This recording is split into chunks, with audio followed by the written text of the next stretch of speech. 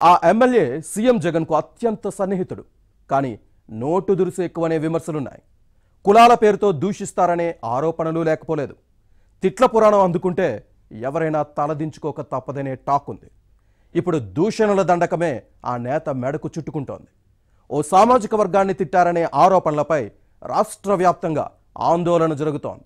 దీంతో ఏం చేయాలో అర్థం కాక తలబాదుకుంటున్నారు. ఇంతకీ ఎవరా ఎమ్మెల్యే?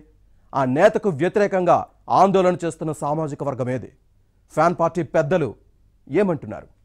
ఏబిఎన్ ఇన్సైడ్లో చూద్దాం.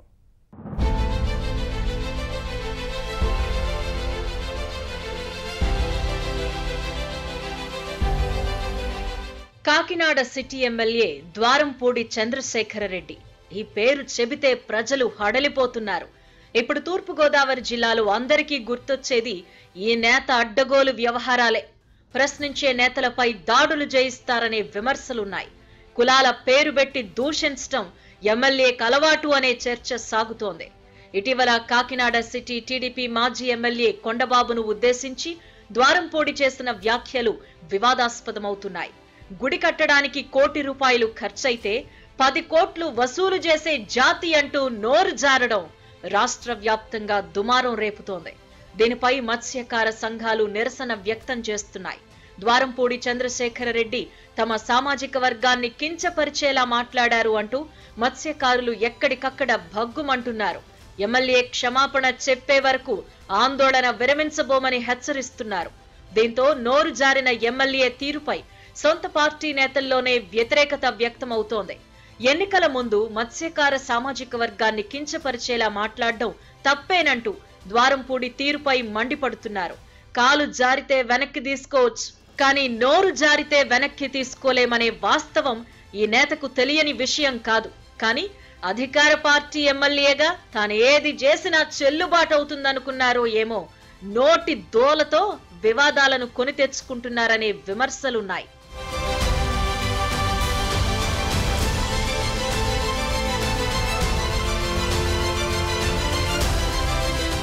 కాకినాడ సిటీ నియోజకవర్గంలో మత్స్యకారులు ఎక్కువ. దాదాపు 2 లక్షలకు పైగా ఉన్న ఓటర్లలో 55,000 వరకు ఈ సామాజిక వర్గమే ఉంది. పైగా 2019 ఎన్నికల్లో ఈ ఓటర్ల అండతోనే గెలిచారు. ఇప్పుడు ఎన్నికల సమయంలో అగ్నికుల క్షత్రియులను దూషించటంపై వీరంతా మండిపడుతున్నారు. ఈసారి బుద్ధి చెబుతామని హెచ్చరించడంతో ఎమ్మెల్యే వర్గం కలవరపడుతోంది. మరోవైపు మత్స్యకారుల ఆందోళనతో ఎమ్మెల్యే కంగారు పడుతున్నారు. అనవసరంగా నోరు జారాను అని అంతర్మథనం చెందుతున్నారట.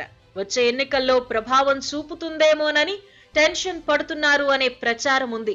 మరోవైపు మత్స్యకారుల ఆందోళన ఒక్క కాకినాడకే పరిమితం కాలేదు, రాష్ట్ర వ్యాప్తంగా విస్తరిస్తోంది. దీంతో ద్వారంపూడి చంద్రశేఖరరెడ్డి ఉక్కిరిబిక్కిరవుతున్నారు. పార్టీ పెద్దలు తలబాదుకుంటున్నారు. ఇతర నియోజకవర్గాల్లోనూ ప్రభావం చూపొచ్చని టెన్షన్ పడుతున్నారు. వాస్తవానికి ద్వారంపూడి అధికార పార్టీలో తరాతమ భేదం లేకుండా అందరిపైన నోరు బారేసుకుంటారనే విమర్శలున్నాయి.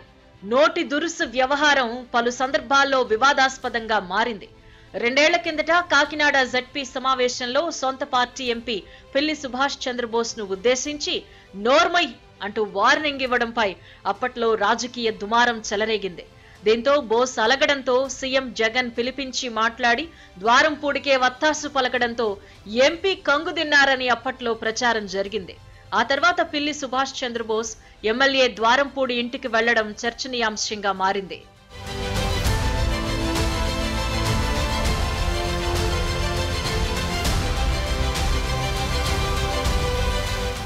చంద్రశేఖర్ రెడ్డి ఓసారి పార్టీ సమావేశంలో టీడీపీ అధినేత చంద్రబాబును, జనసేనాని పవన్ కళ్యాణ్ ను దూషించడం వివాదాస్పదంగా మారింది. మీటింగ్ లో ఎంపీ వంగా గీతతో పాటు మహిళా నాయకులు, కార్యకర్తలు ఉన్నా నోటికొచ్చినట్టు తిట్టడంతో అందరూ తలదించుకోవాల్సి వచ్చింది. అంటే ఈ నేత బూతు పురాణం ఎలా ఉంటుందో అర్థం చేసుకోవచ్చు. ద్వారంపూడి దూషణలు విని చాలా మంది నేతలు నొచ్చుకున్నారు. పవన్ కళ్యాణ్ సైతం కాకినాడ వచ్చి ఎమ్మెల్యేతో తేల్చుకుంటానని అప్పట్లో హెచ్చరించడం ఉద్రిక్తతలకు దారితీసింది. అలాగే ఈ ఎమ్మెల్యే కాకినాడ పోర్టు నుంచి విదేశాలకు అక్రమంగా బియ్యం ఎగుమతి చేస్తున్నారు అనే ఆరోపణలున్నాయి. ఓ బోటులో డ్రగ్స్ ఉంచి కాల్ చేశారు అని కాకినాడలో ఆరోపించిన టీడీపీ నేత పట్టాభిపై దాడి చేయడానికి ఈ నేత తన అనుచరులను పంపడం వివాదానికి దారితీస్తుంది. కాకినాడ ప్రశాంత వాతావరణానికి మారుపేరు.